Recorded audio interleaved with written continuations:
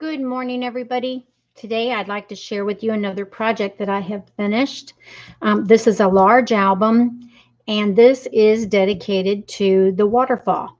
One of my favorite techniques to use. I try to incorporate a waterfall in every album that I do. I like that technique because it takes up such a small area, but it offers up so much space to hold photos. So it's just an awesome technique. I wish I could take credit for creating that and coming up with it, but unfortunately I can't. In all reality, most all of the techniques that are used in making albums have been done for many years. Granted, whenever we do them, we put our spin on it, but the basic technique is normally nothing really new. But again, when you put your own spin on it, it looks new. Anyway, to move forward, I used the Graphic 45 Flutter papers. I had partial collection left, and I also used some florals that I had in my stash. They went well, and I needed them. So this album is a good size. It's 8.5 by 10. It has many waterfalls in it, and I wanted to make sure that I did the waterfalls so that it would accommodate the pictures in both landscape mode as well as portrait. So I thought that was kind of a cool thing to do as well.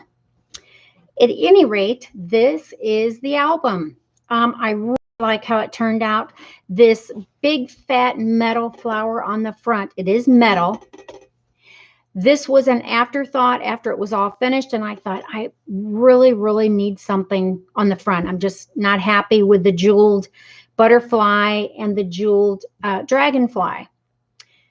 And so my sister and I and the Hubs had all gone to an auction, and there was a picture. It was a metal, like 8 by 10 picture, just in a plain metal frame, and this flower as well as another metal flower were attached, actually welded into the inside of the frame.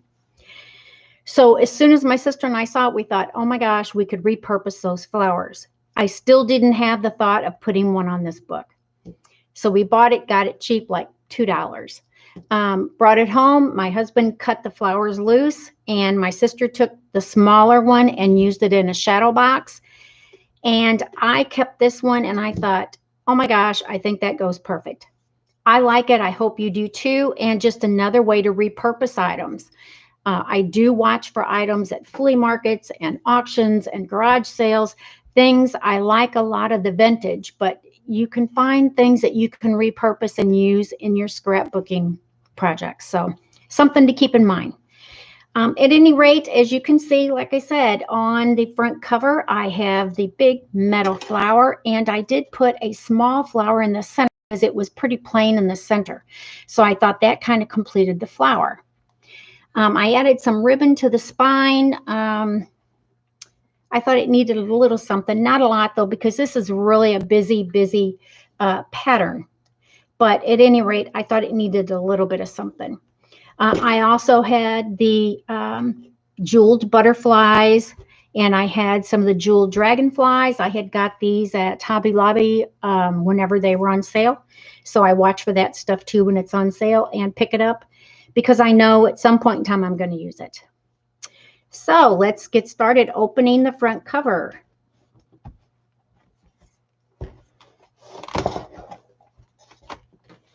All right.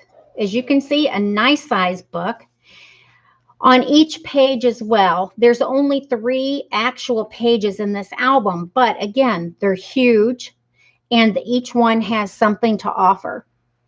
On the inside front cover, I have the sheer butterfly with the pink or the red going through it, and I thought that really carried through and brought the colors out here in the paper. And I also put a see-through envelope, if you will, a decorative envelope here on the inside cover. I adorned it with some of the small little jeweled butterfly and one of the bigger dragonflies that is jeweled. I used acetate so you could see inside, and this does have a magnetic closure. It is expandable, so this will hold quite a bit, actually. And inside, again, this collection is so cool. It has so many cool cut aparts. I went ahead and took these, and of course I inked everything in this album. I always feel like that just kind of finishes it off. These would be great for pictures or journaling. And as you can see, I even decorated the inside of the see-through pocket. So you can put a lot in here. And again, with the magnetic closure, they're not going to go anywhere. They're going to stay nice and safe inside. This is one of the first waterfalls. This is, of course, in the landscape mode. And on each waterfall, depending on the top pattern paper, I chose a ribbon to kind of set that off. So this has 1, 2, 3, 4, 5, 6, 7, 8, 9 places for photos. And on each of the backs, I did not put paper. I left that open because I thought you might want to journal on there. And on each page also, there's a stop down here that you can add a picture into, or you could put the whole picture and then put the journaling inside. So again, on each one, there is another decorative element that will hold either a photo or journaling. Lots and lots of florals. So if you like florals, I hope you like this. Also on each page, there is a large pull-out. This is a pocket, if you will, but it's actually like a folder as well. Has a magnetic flap closure, so it makes this page look almost like an envelope.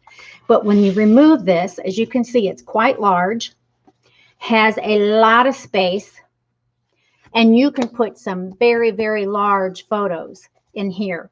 Or you could put memorabilia that you wanted to save. Or, you know, as I said, some of the larger photos that's not going to fit in your waterfalls would go great in there. Turning the page. On this page, my flower. On this page, I went ahead and I used, of course, the portrait method for this waterfall. So it alternates. We have a landscape, and then on the back side, you're going to have a portrait. And again, on the inside, I went ahead and I added a stop that you could put journaling in or a photo, but I did not paper the backs because I thought that would be an awesome place to journal if you'd like. And again, if you decide to put your photo there, then, you know, why cover up some pretty pattern paper? I do have the red on here, the red ribbon, and I used the pretty yellow butterfly on this page. Had a lot of yellow butterflies throughout this particular paper. This page, we're back again to the landscape, and we have, again, on this side, we have the big giant pull-out envelope, pocket, if you will, and this is the pretty waterfall here. So again, they all have an element on the inside of the waterfalls. Turning the page. All right, now we have the portrait again. And on this isn't from the Flutter. This was some paper that I had, but I was running a little bit short, so I had to kind of find something to fill in. I put the pretty green butterfly to pick up the greens and the pattern papers. And again, here is the portrait waterfall. So there's a total of 6 waterfalls in this album. So you're going to be able to put an awful lot of photos in this baby. On this page, again, we have the landscape waterfall. And this one has the blue ribbon to pick up the blues in the paper. And we've got the pretty stops on the back of each one. Lots and lots and lots of cut aparts in this collection. Beautiful. If you like flowers, it's an awesome, awesome collection. And again, this one also has, of course, the big giant pull-out with a magnetic closure. All right, this is the last page and the inside of the back cover. Whoops, let me get you in focus here. This has the pretty teal colored butterfly, and this one has the green ribbon because this waterfall in the portrait mode had a lot of green to it. So again, the insides are all decorated as well. Lots and lots of space. And on the inside back cover, I went ahead and I wanted to add something to hold more photos or more memorabilia. So I created a large envelope. This one is really big. It's 5.5 by 8. So it's a nice size. I have a sheer butterfly here. I really like that guy. And I went ahead, in order to keep this closed, I did not use a magnet. Rather, I went ahead and did a pop-up on this cutout, and I put the little jeweled butterfly on it, and this just merely slides in behind it. I have some tags inside, different size tags, lots of tags. This would hold a ton of tags, as you can see. And these slide nicely right back in. And this slides right back underneath the stop here. I hope that you enjoyed this one. It was something a little bit different, and it's a nice, large photo album. And I do call this my Flutter Waterfall album. And if you followed me before, you'll know that waterfalls are one of my favorite techniques, so I try to incorporate that at least one in all my albums. I hope you enjoyed this. Be sure to click subscribe down at the bottom. I will be doing a giveaway this week, so make sure that you are subscribed.